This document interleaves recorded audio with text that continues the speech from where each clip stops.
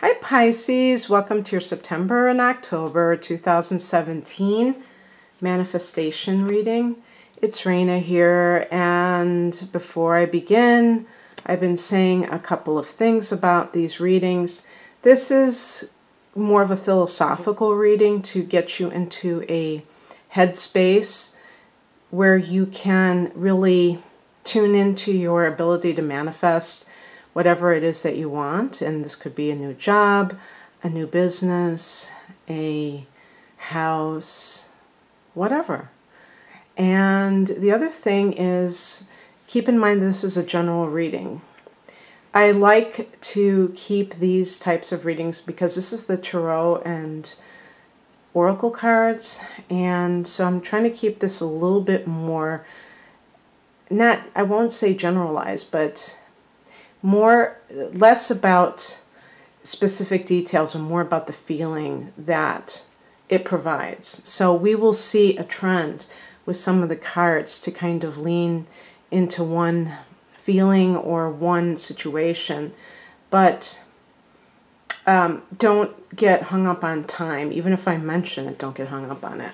This is a general reading. Sometimes I do get people who are like, is it going to be this? Is it going to be that? And especially with readings on YouTube, I know I do the same thing. We all kind of like our minds go there, but you have to be logical about it and realize that it can't speak to everyone in the exact way that, that it needs it to be. And even a private reading can't be the end-all, be-all of your life. Your own intuition has to be front and center. But if you would like a private reading, there is a link below for that. And in those readings, I use more of the natal chart, because to me that makes it easier for me to kind of like hone in on certain things like career choices, life path, and things like that. What else did I want to say? Well, I'm going to be doing a simple 3-card tarot reading and pick 3 oracle cards along with it. Oh yeah, I've been saying this because I've been drawn to pick Doreen Virtue. I don't know if it's just a coincidence or if I have that part of me that's kind of rebellious. But she has recently, I guess, disavowed her own archangel cards and the other stuff. She has such a massive output, and I only have the archangel cards. So people are like, readers are left in the lurch, wondering, well, should I still use these? Should I just toss them? I would never toss them. I would never toss them, because I've been saying with the other signs that when you create something, it goes into the world and has a unique energy of its own. Like even a child. You can't claim ownership of a child just because he or she was in your womb or you donated sperm. That child has its own destiny and its own energy, its own life force and life path. So in a similar vein, that's how I feel about these cards. And I was also using the analogy of Prince, and he got into Jehovah's Witness, or he got into a bunch of different things, and he began to, I think when he got into Jehovah's Witness, then he really pushed away on the sexual, the songs that were more suggestive from his past, which were some of his biggest hits. Am I going to stop listening to those songs because he became a Jehovah's Witness? No, that doesn't even make any sense. I mean, I thought it was funny when he became a Jehovah's Witness because there was such an extreme quality to that. And the same thing with Doreen Virtue. There's a kind of an extreme quality. I wonder if she has any Scorpio in her, because that sounds like it. I know she's a Taurus sun. But, that's when I say extreme, it's like a shift from one polarity to the other that are totally opposite one another. A very specific set of dogma and spirituality, which is kind of open-ended. And but that's her path, and I'm going to assume the best of her and assume that she is doing this in a sincere fashion. I'm not like a huge follower of hers, so it doesn't really impact me the way it may some of you. So hopefully you don't mind that I'm using one of her cards, but I did buy it, and I think that it feels good to me. So I'm going to do that. And if you notice, if you've watched me before, I don't tell people to really just like put all your faith in the cards. I think I say the exact opposite. And I just said it earlier. Your intuition comes first. Whether it's one of these readings or a private reading, too. Or a reader. Don't put your faith into other people. That's not, that's not wise. Some people like to because they can absolve themselves of responsibility. And that's on them. Okay. Enough of the lecture. Okay, so this is the 3 cards that I pick.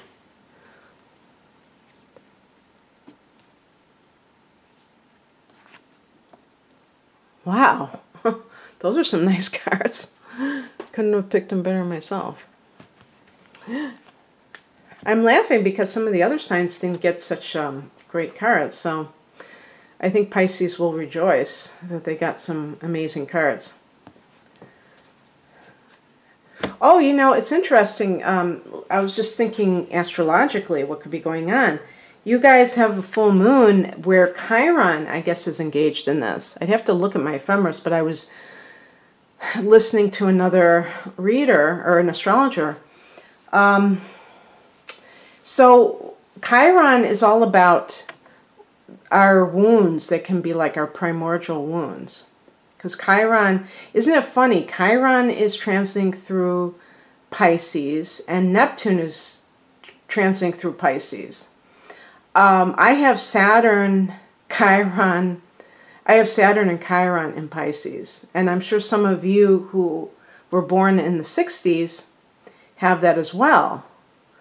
And isn't it interesting that we're seeing this coming about because Pisces is about these kinds of wounds in a lot of ways. The things that are buried deep within people that they have to kind of heal.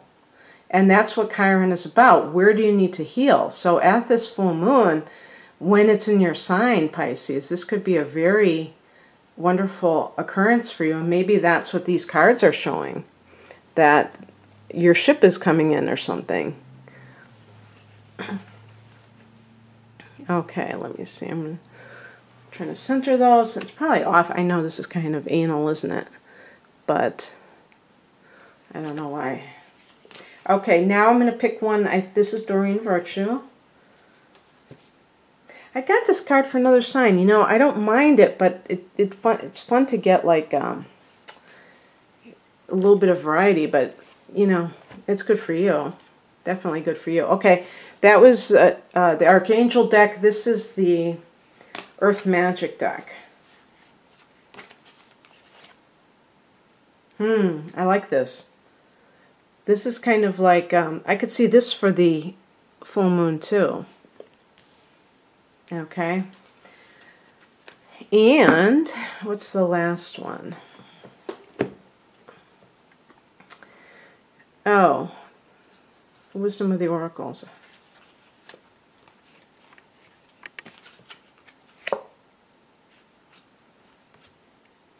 Paul the Venetian is experiencing grace. I'm not going to read all of the stuff down there until I do this. Okay, so as I said, the tarot is just the, past, present, future. Let me I forgot to do quotes from Ask and Is Given for some of the other signs, so I want to do it for you. By the way, I'm recording this the day after I found out that Louise Hay died. And some of you may know who she is. I'm sure a lot of you do. She was probably, my gosh, she might have been like the mother of affirmations and New Thought, bringing the New Thought ideas into the mainstream, starting in the 80s. And she wrote a book called You Can Heal Your Life. And I would recommend, there was a movie. I never was really like that much into affirmations. I didn't really get that much into her personally. But she came out with a movie called You Can Heal Your Life or something like that. Definitely check that out. It might be on YouTube. I checked it out from my local library, and of course you can purchase it. She started Hay House. So if all that self-help or the, you know, the positive thinking, that's her company. And here's the cool thing, or the wild thing. She died 2 years exactly to the date that Wayne Dyer died. You know, they were like in the same field, in the same, they had the same vibe going on. So it's amazing. I was surprised it wasn't trending on Twitter and Facebook yesterday. I only found out about it by accident at the very end of yesterday. Okay, okay, I'm just going to read this sentence. Let us begin by improving the way we feel. And I'm just going to just say something about that very briefly.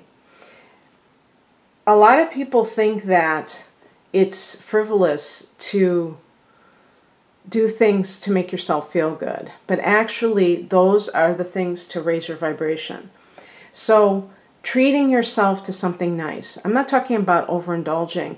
And sometimes when people are indulging, they are actually hurting themselves. I'm talking about healthy, positive things that you can do to make yourself feel better. Go to a yoga class. See a movie that really inspires you. Something along those lines. Something that uplifts you.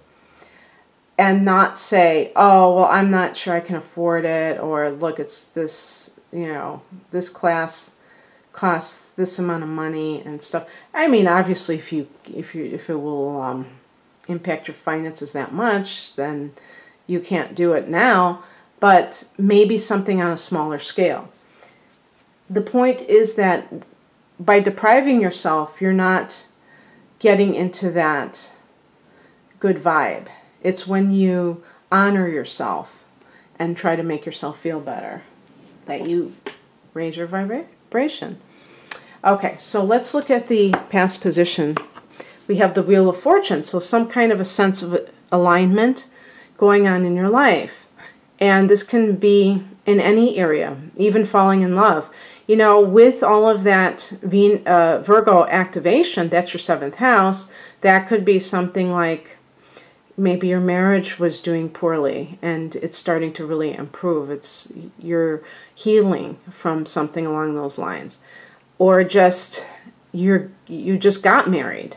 The 7th house is commitment. So I'm thinking along those lines, and that may carry into your professional life, where all of a sudden you feel good and it impacts you positively in other areas. The same thing, it can go the other direction, where you get a job and then all of a sudden you feel happier, and maybe it's a job that you like and you get happier, and then you attract the person of your dreams. And speaking of dreams, we have in this present tense, this card of hopefulness, this card of your dreams coming true, perhaps. This is also connected to Aquarius, so this could have something to do with that for whatever reason. And actually, I'm always like thinking in terms of the transits. You did have a lunar eclipse in Aquarius, and for you, this is your 12th house. And that's the house you rule. So, you know, I'm thinking that Pisces people are having these epiphanies and you're healing. The 12th house can also be addictions. And so maybe getting rid of an addiction and feeling like you have a new lease on life. Whatever is happening, there's a hopefulness. There may be a connection to people who have crossed over, your loved ones, and really having proof that they are guiding you. Maybe you lost somebody that you loved and you wondered, you know, will I ever see them again? And now you feel that you will. Maybe you had a vision, a dream that was very realistic. And, you know, it's funny, my partner always has these vivid dreams, and he tells me about them in the morning. And I'm like a blank slate most of the time, which I like, because I don't have, he gets very emotional. And sometimes he does have dreams about people who have passed over, crossed over, and he, like, it seems very real, like they're alive. And he'll say sometimes in his dreams, oh, you're not dead. I thought you were dead, you know. Those are, you know, kind of hints that you are really connecting with those people. And maybe you had something like that. And it's kind of confirmed what you thought, and now you feel like you're healing from the loss. And this is a card for the outcome in September, the 10 of Cups, family joy. The 10 can be family. This is a card of commitment, marriage, harmony in the family, the pot at the end of the rainbow. So this could even be financial well-being, but there's an emotional connection to it for some reason. I'm trying to think here. Yeah, you know, you have, your 8th house is Libra, isn't it? So you have Jupiter in that house. There could be inheritance. Maybe an inheritance that you've been waiting on comes through. And, you know, Jupiter is going to be in that house for the last full month of the year. In October, it's going to move into your 9th house. And that's lucky, too, because that's the house... I shouldn't have said 2. Jupiter brings luck wherever it transits, whatever house it transits. But in the 9th house, that's its natural house, Sagittarius's house. So you could have your whole world open up where you're traveling to far-flung places and things like that. So in the meantime, you may be feeling this, even if you get like an inheritance or something, it's not tearing you apart as it sometimes does when money is involved and it's ugly. This is going to bring you together. Maybe it's over this, maybe it's from a parent and the siblings are feeling healed that it's all over with. You know, the inheritance, maybe it went through probate and now you can move on with your lives completely. Okay. So let's look at these oracle cards. The first one from Doreen Virtue, take charge of the situation, Moses.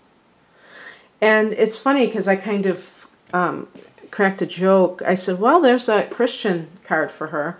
Well, isn't Moses, that's the Old Testament, so that's more Jewish, right? But you know what I'm talking about, biblical. Let me see.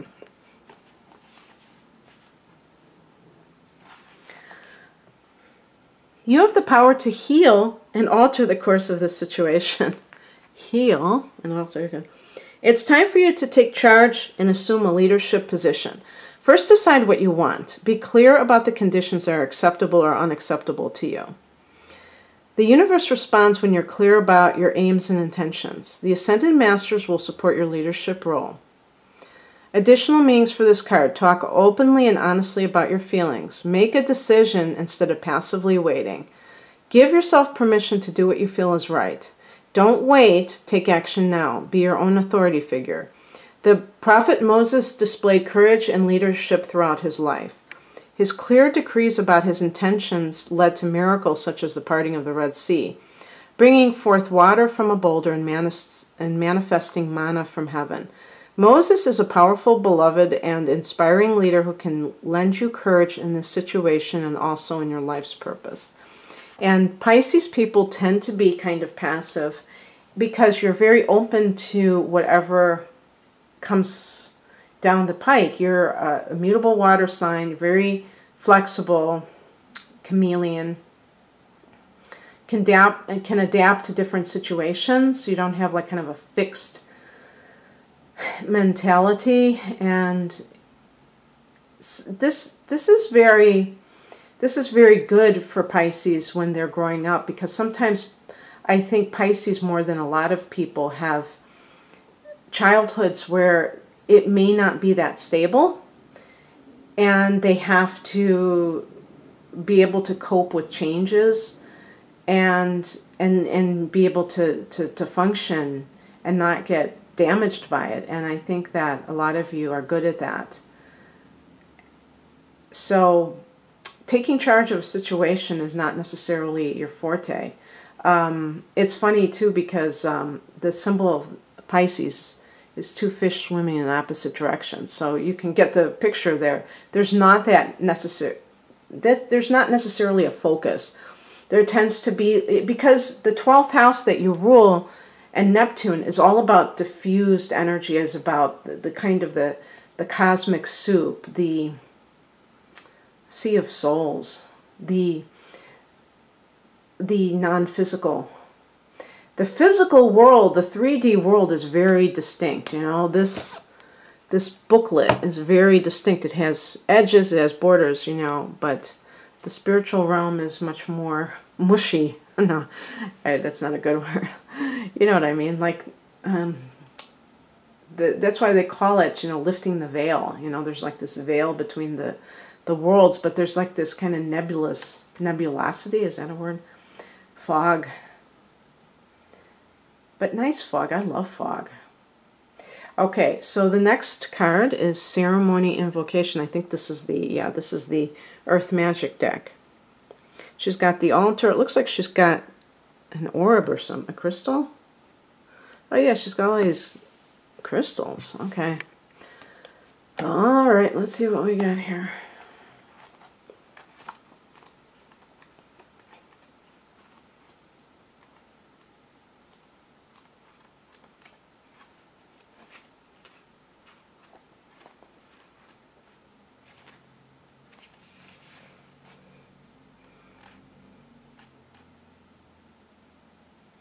Whether through indifference, depression, life crisis, or any other manifestation of mental, emotional, or physical blockages, you have drifted from the intimacy with spirit for which you yearn. It is important to do what you can to regain an experience of spiritual power that is contained within you and all around you. Do so by conducting a ceremony, one that involves not only spirit, but also material objects you consider sacred. Set up an altar in a convenient area that is apart from your usual living space. Start with representations of the four major elements: earth, air, fire, and water, and then add just a few sacred objects. Set your intention for the ceremony, such as whether the purpose is for healing, celebration, or honoring a particular earth season or cycle. Then do an invocation to call upon your spirit guides. Breathe their presence and ask these divine beings to guide you throughout the process. Trust their guidance. Feel your heartbeat and keep breathing. Breath is the key to the actual experience of spirit, and creating a ceremony is the vehicle that supports this. And of course, you could do that at the time of your full moon. And you may say, I'm letting go of certain people, places, and things that no longer serve me. And because the full moon can be about ending those bad habits. Sometimes certain people are bad habits, right? So you gotta do what you gotta do sometimes. Okay. And then this is the, what is this called? Keepers of the Light Oracle. Paul the Venetian. Don't you love the colors? I just do. Experiencing grace. Share your gifts with grace. Waves of inspiration and love are coming to you. I like that one for manifestation, because I think when you're sharing your gifts, you're aligned. I really do. When you feel like you're doing things that don't really honor what you're about, then that can cause a lack of alignment. I mean, it's possible. What? You know what? I just put this away. Why did I do that? It's possible that sometimes, you know, you can make the best of a bad situation. I'm not saying that you can only work at a place that is totally what you want to do. But as long as you don't resign yourself for that being a permanent situation.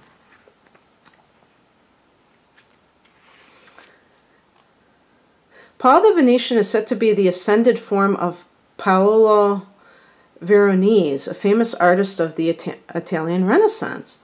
The Venetian refers to the fact that he was connected to Venice, Italy. It is believed that on his passing in 1588, he had the opportunity to help humanity by sharing his lifelong wisdom. He is the keeper of the light who helps us accept our talents and hone our skills so that we can share the beauty of our soul with the world.